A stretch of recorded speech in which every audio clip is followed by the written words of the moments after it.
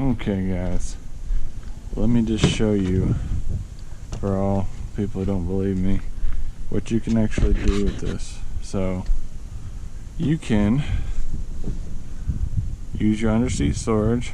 Back don't come down, right? Easy. Or you can pull it down, and if you see, if you just cut right where the plastic is, you usually don't have any problems with this. So again, when you put it back up, you just pick up on the back seat, on the bottom of the seat.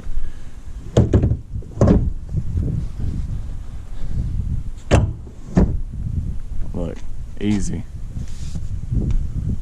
So this is just showing you that it still works just as good. Can't move the back of the seat over, and if you want to pull the seat down, pull it down.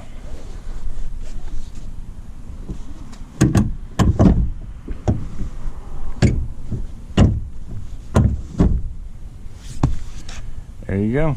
If you have any questions, watch my earlier video. If not, like this and please subscribe. Thanks.